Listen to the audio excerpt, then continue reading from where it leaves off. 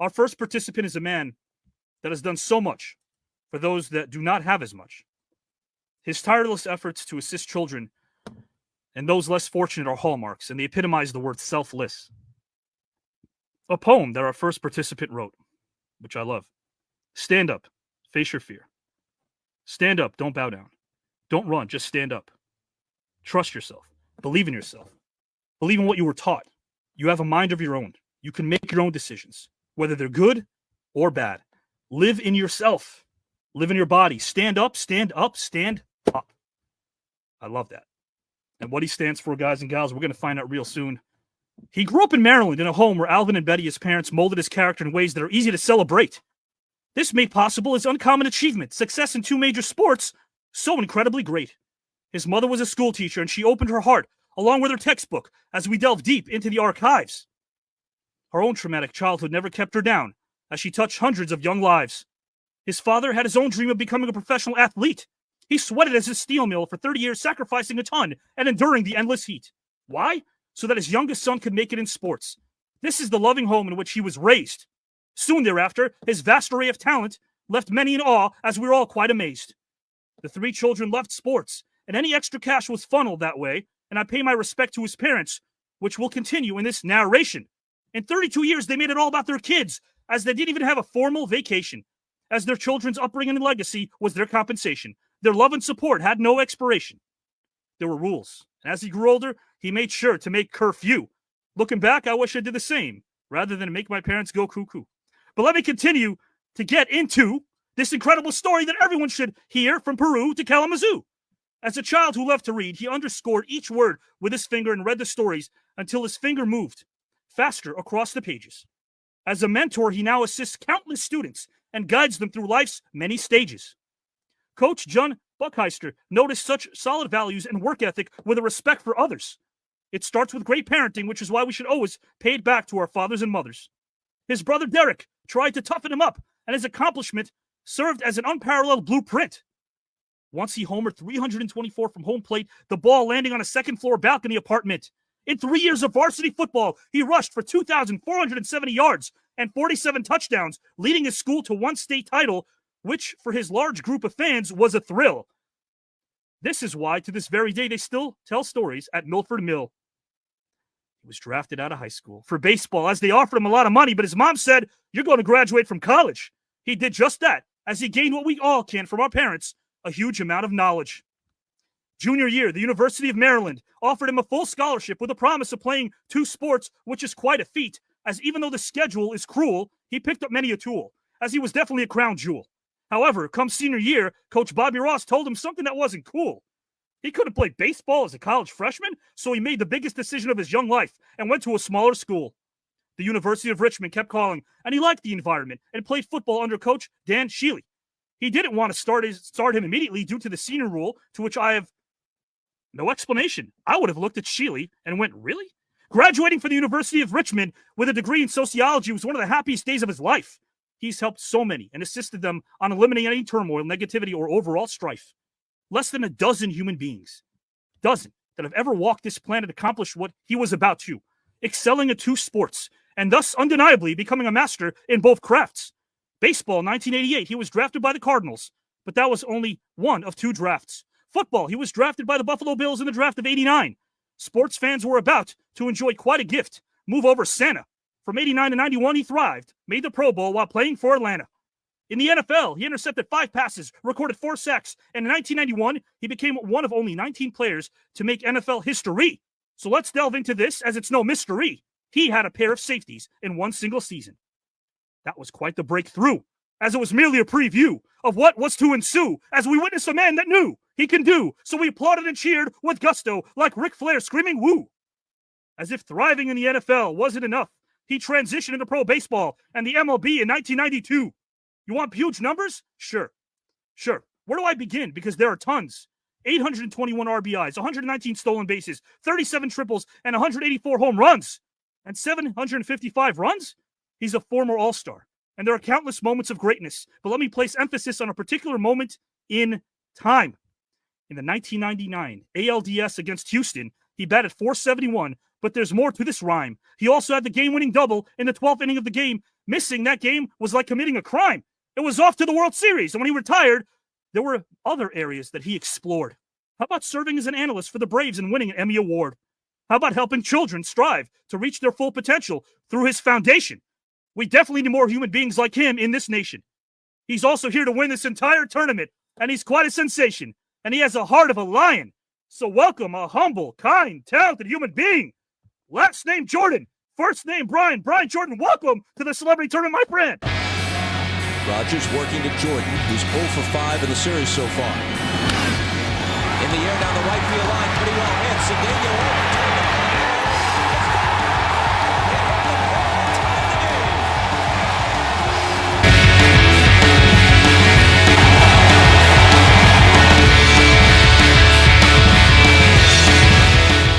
Wow, man, you need to go everywhere with me with that intro, man. That is unbelievable. The research you have done is incredible, man. I loved it.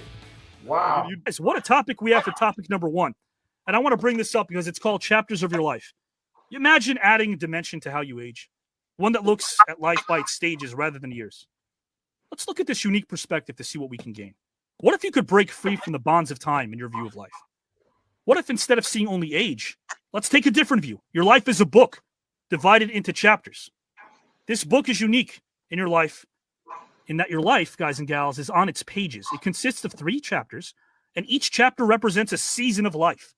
Viewing time in these significant chunks, maybe they'll help us understand who we are, who we were, who we're becoming. So in each chapter, you will see how you've matured and what you've created by your choices. Guys and gals, the life's chapters you've shined a light on are chapters you've yet to experience, and that's the beautiful thing about it. I'm glad to be a part of this. Now, to get to my story, if I had to title my chapters, I would look at my first chapter being the dreamer. And I was, blessed and fortunate to have a mom and dad in the household. My dad was a steel worker. My mom was an educator. My mom taught kids with special needs. So, that's a rare breed. And I always got a chance to watch her pour her heart and soul into giving kids hope. And the one thing that my parents gave me was that same hope. When I was young, they made me write down my dream. And like Mark, I love every sport. It wasn't a sport that I didn't want to play.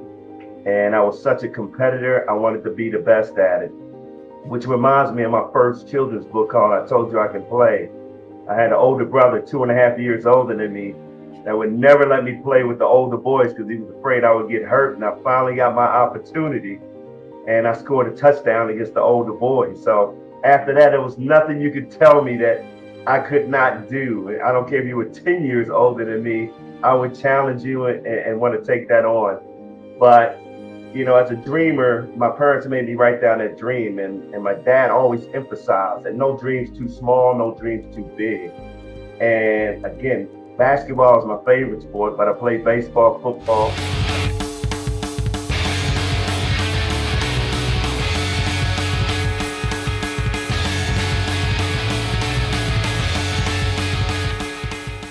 Soccer, anything I could get my hands on. And my dad and mom said, write down your dream. My dream was to be different. I wanted to play 2 professional sports when I was young. That was my dream. And of course, my mom, an educator, had to write down my goals on how I'm going to achieve that dream, and which was to get my college degree, get my education, because my mom was going to make that happen, if anything.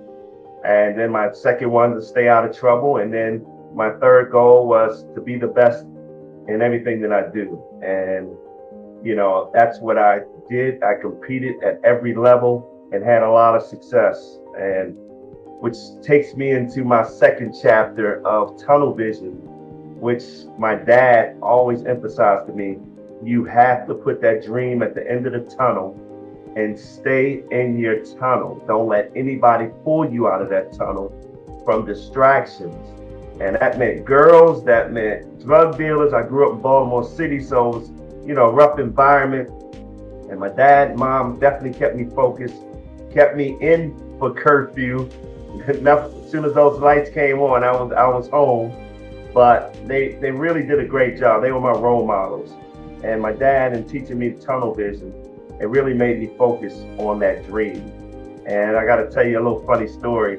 When I was in high school, I was a freshman, and all the boys wanted to go with this one nice looking girl. And she turned all those boys down, and she asked me in the homeroom to be her boyfriend. And of course, I'm a nice guy. I said yes. And after that first period, she kissed me.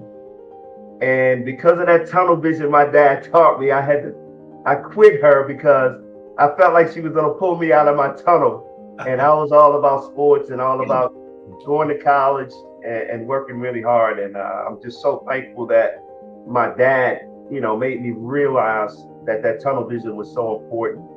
And as I went through high school, my dreams were coming true. University of Maryland, growing up in Baltimore, was my dream school to play for Bobby Ross, who was the head coach at that time. And I had a full scholarship my junior year, and I never visited any other colleges because that's where I wanted to go. And I remember about when I was about to sign the dotted line, Bobby Ross looking at me and saying, "You can't play baseball your freshman year." And I remember, having that tunnel vision, being that dreamer. He was trying to tell me that, this is a chance that I might ruin my dreams. And my dream was to play two sports. So I looked back at my parents and decided I could not go to the University of Maryland, which was one of the toughest decisions in life early on. And I decided to go to University of Richmond, who would let me play both sports. And thank goodness I did. Academically, I graduated from college early. Probably could have graduated 3.5 years. Got drafted by the St. Louis Cardinals my junior year and signed on the condition that I could play my redshirt senior year in football because I wanted to live out that dream. And fortunately, things worked out great. But we always have adversity and obstacles in our lives. And when everything was going great, I was drafted first round by the St. Louis Cardinals. And going to University of Richmond, a smaller college, I really had to go out there and prove myself.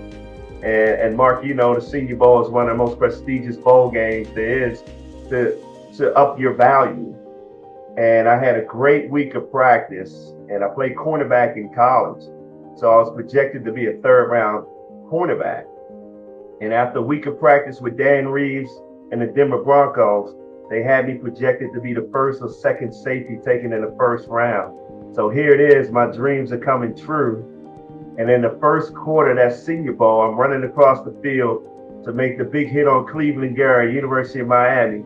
And I break my leg and dislocate my ankle. And this is when, your Christian background kicks in because, every NFL doctor told me that the injury was so severe that they didn't think that I would be able to play in the NFL. And Buffalo took a chance on me in the 7th round. I was actually running full speed ahead 3 months after the surgery, which was incredible. And it was a miracle that I was so focused and locked in that tunnel that I wasn't going to let any doctor tell me what I couldn't do. And so I showed up at training camp for Buffalo. And those Buffalo Bills, that defense was phenomenal. As you know, Mark, you probably got hit by a couple of Bruce Smiths and Cornelius Bennett. But I thought I made the team, and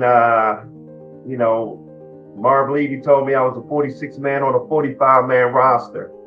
And I didn't leave the parking lot, got a call from my agent. And there I was in Atlanta with Deion Sanders and Atlanta Falcons, and I ended up starting 3 years for the Falcons. And then I had to make a major decision and decided to go play baseball. And 15 years later, a great successful career in Major League Baseball. But to move into that last transition in that last chapter, I feel like it was the rise to greatness because I proved so many people wrong along the way that I could play two sports. Everybody told me, pick one sport, you'll be great at one sport. But I lived a life of proving people wrong. And, I was fortunate enough to build that platform to take me to where I am today. And that's the most important thing to me is giving back. And I started my foundation in 1998, the Brian Jordan Foundation, providing scholarships for those kids who were less fortunate, that were intelligent enough to go to college but didn't have the resources. And boy, we have given out close to $1 million in scholarships. And it's been a thrill to see the kids be successful. And I wanted to do more, and I started writing children's books because I was that kid who had no confidence in reading as a kid. And to share my story with kids today, and we know literacy is such a huge problem, it just, that's what I'm here for. That's my mission. That's my love, to see the smiles on kids' face when they hear that story and see what I accomplished, playing 2 professional sports, but most importantly, graduating from the University of Richmond. And it's not how you start, it's how you finish, as I preach to kids. And we're just making a huge difference and an impact in schools today. And I want to continue to grow and continue to write more children's books. I've got 6 done already.